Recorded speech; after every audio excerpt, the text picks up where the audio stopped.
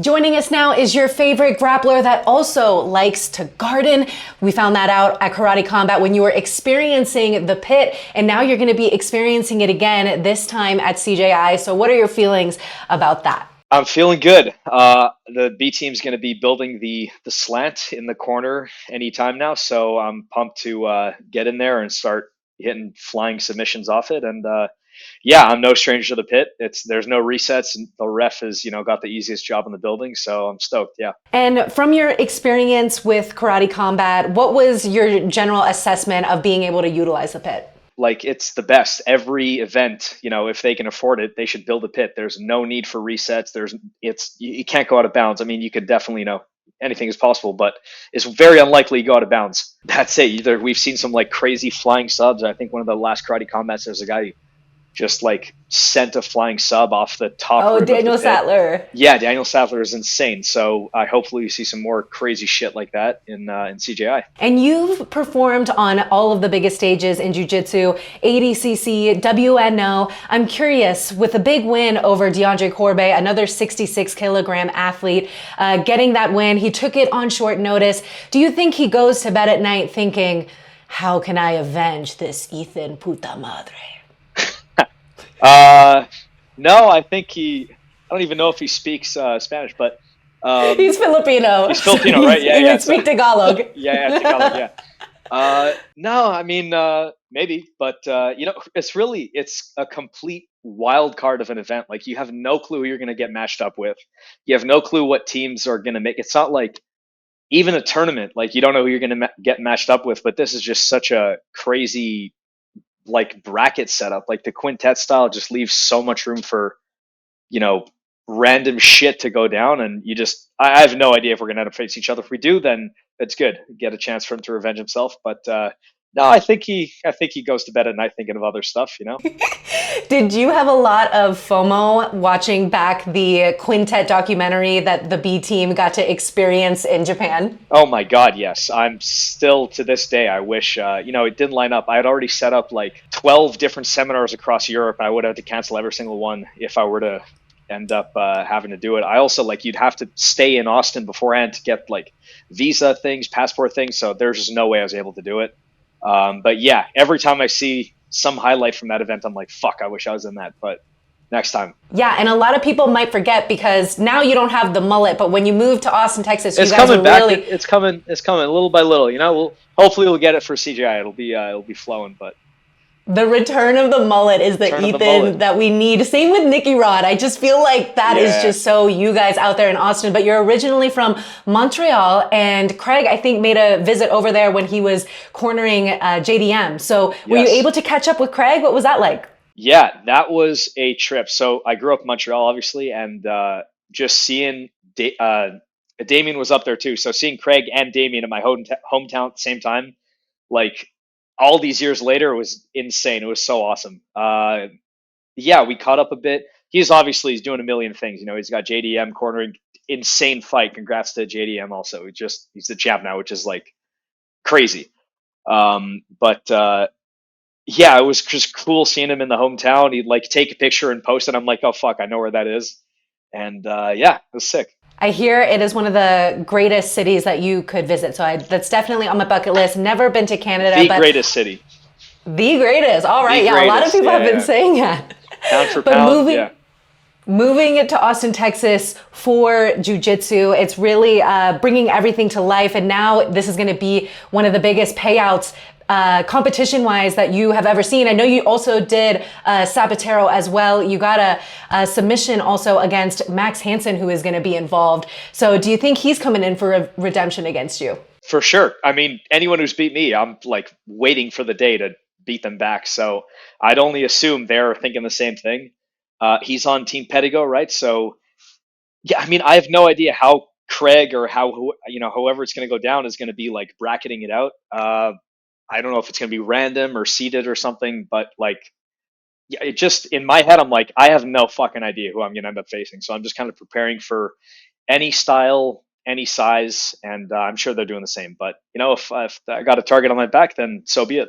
It's great. And I was gonna try to wear my scramble shirt. I can't tell if that's what you're wearing right now. Yes. It's kind of small, but I think it is. You're still sponsored by them, right? Scramble. Use my code.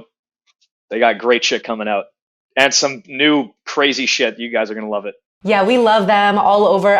Polaris as well. What is your favorite memory competing with Polaris? Competing with Polaris. Okay, favorite memory. You have to say it like a Brit. Polaris. Polaris. Sorry, yes. Please be cultured. Not Polaris. How many times have I think I've just done. Oh, I've done three. I got Tom Halpin, Ash Williams, and Nathan Orchard. Obviously, I like the two I won. The Ash one was close. We still have to have that. We still have to run that back. But fuck, I think honestly the first one was my favorite because I got a sub. I cleaned it out. It was good. Me and Tom Halpin had a good fight, good back and forth, and got the armbar. And then we went out. Me, Mike Perez, and Jake Shields, I think, went out and like explored London and had some crazy, just saw some crazy shit. But yeah, first one. I'm sure there's not going to be as much exploration when it comes to Vegas because you could like get through the city in 2 days. But what is it going to be like for you traveling with your boys as a squad, doing a team event for CJI2? It's going to be sick. So it's basically like, I missed out on the Japan quintet, but Vegas CJI quintet. Here we go. It's going to be nuts. We're probably going to get one giant Airbnb and just live together for like a week. I'm going to be cutting weight, so it's going to be, pretty shitty for me, but everyone else is going to be, having a good time. And we're going to be training. We're going to be focused, dialed in. And like, obviously everyone's coming in to win this thing, but I think like as an entire team, we are not fucking around. We're really trying to take that prize by any means necessary. So we're going to have fun, but we're dialed in. Yeah, I remember when I went to Austin, I was like prepared to see you in there. And I'm like, does Ethan ever train? Now I can only see Damien in here. Like, what the hell's going on? I was in Montreal. For like a full month, the entire month of May, pretty much. I was supposed to do that Vegas UFC thing, but, didn't pan out. So doing this instead. Well, at least you have a lot to look forward to when it comes to CJI. I know that the 66 kilograms, I know you could get any particular matchup, but one of which, who hasn't officially been announced, Dorian Olivares. I know you guys have some history, and there was like a funny clip of like when the student, I guess, passes the professor. Yes. Did he leave on amicable terms, or does this add to the bad blood narrative that is already present amongst the New Wave versus B Team history? Dorian is sick in my books. He's a extremely hard worker. He's calm, quiet, keeps himself, and when he scraps, he fucking scraps. He goes hard as shit, and I respect that. He's, again, hard worker, and I respect that.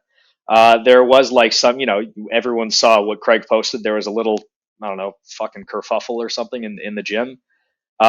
Me personally, I have nothing. I have no bad blood. The team split happened like 4 years ago. Like I don't give a shit, honestly, at this point. I just want to win. I don't care if we face New Wave. The story is crazy for sure, for the fans, for the media. It's crazy. It's bad blood. Yeah, blah, blah, blah. But I personally don't give a shit. I just want to fucking win by any means necessary. If it means subbing whoever is in front of me, that's what it means. It's not any different if it's this guy or that guy. I'm really just thinking about what I'm bringing to the table, and it's everything I can possibly muster. So whether it's Dorian, Hanson, DeAndre, or Griffith, whoever the other big guys, I don't even know. It's for the fans to have fun with. I'm there to break bones and survive by any means if need be. I love the way the Canadian describes drama. It's just a kerfuffle. I don't pay attention to it. I don't even know if I think I was in the room, but I just didn't notice it happening. But yeah, I don't know. There's something between those two guys, and I guess it got out of hand in some way, but I didn't notice it. It wasn't too crazy. And then they left, and as far as I know, he's training hard. He's always working hard, and Dorian's cool, man. And you got your black belt under John Danaher on the same day as Nicky Ryan. Yeah. When we're talking about coaches, I have kind of a two-part question. How do you feel your journey since the split has been? Like, do you feel like you've gotten all the coaching attention you've need since leaving John Danaher? And is there any predictions on who might be the coach for B Team come CJI2? I mean, I feel great. I'm loving it at B team. It's like, we have a space where we all fit in very clearly. I feel like I've improved a lot. I feel like I would fuck up the Ethan of 4 years ago pretty easily. Not that he wasn't good, but I'm just so much better now. I like for the past 3-ish years, we haven't even had a coach. So then Dima came in. He was like, the head coach of the room for I think one ADCC camp. Yeah, I mean he's been doing a great job running the room and keeping us sort of focused on specific attributes of improving, not just kind of like sporadic whatever it is that day as we were doing before. Now it's going to be so to answer your next question, now it's going to be kind of like two-parter with Dima and Nikki. I think we're still kind of like internally they're figuring out who's going to be where and coaching who, and I'm sure it's going to be great. Was there any point in the early stages of figuring out who is going to be on the B team? I know there was talks originally about a trials for the 66 position between you and Owen Jones. So was there ever a time where you were like sitting next to him in class, giving him the side eye? For sure. As soon as me personally, as soon as I know I'm like maybe going to face someone, it definitely changes the relationship. If it didn't, I think like you're not, maybe you're not that competitive.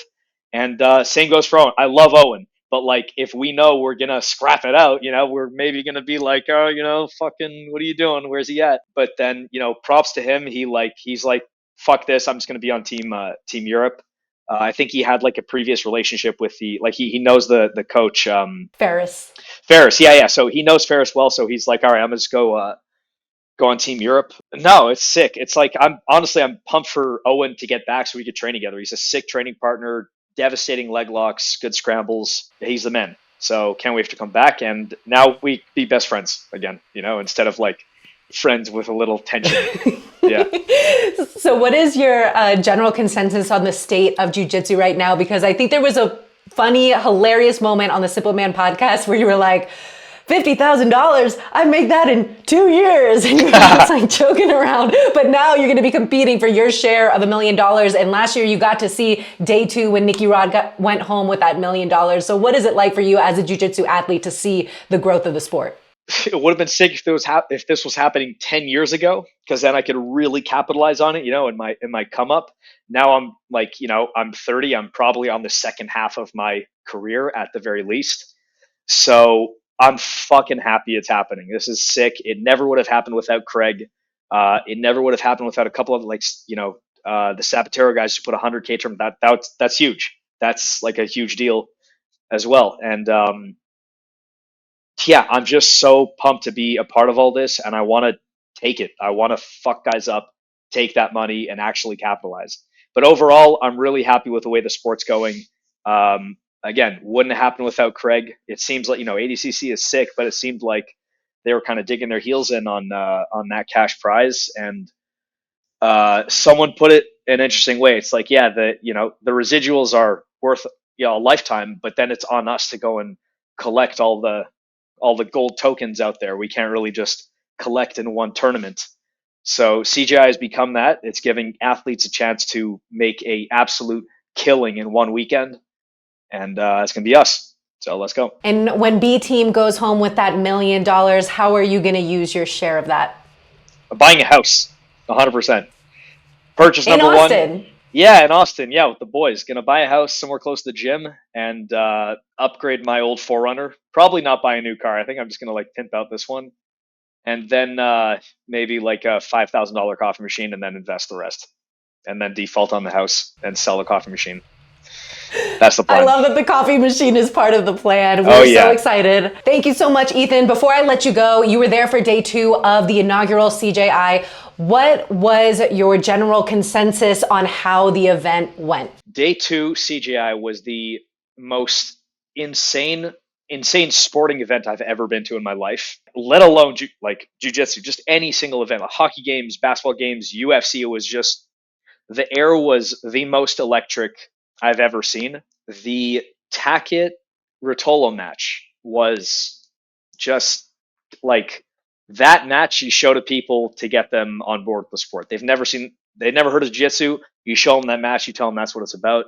So CJI, obviously the foundation, and putting a tournament together, having Tackett meet Rotolo like that, it's crazy. I want to be that. I want to do that. I want to have that match. I want to end on a sub and keep going. Obviously, we all do, but like, I want to do that. Nicky Rod winning the million, running around, doing a lap, fucking insane. The cherry on top. Yeah, like those two moments really stood out for me.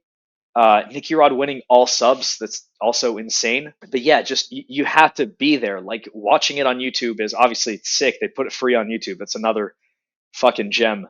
But like being there, oh my god, if you can make it there, if you're hearing this and like you have a chance to go and make it, definitely go. It's going to be crazier than the last one. I know it. I don't know how it's going to top it, but I'm sure Craig is hard at work making sure it beats it. So it's going to be insane. Yes, he definitely is. And we know a lot of people were living in regret that missed the inaugural CJI. Obviously, you'll still be able to watch it free and live on YouTube. Thank you so much, Ethan, and we cannot wait to see you in August. Pumped. See you there.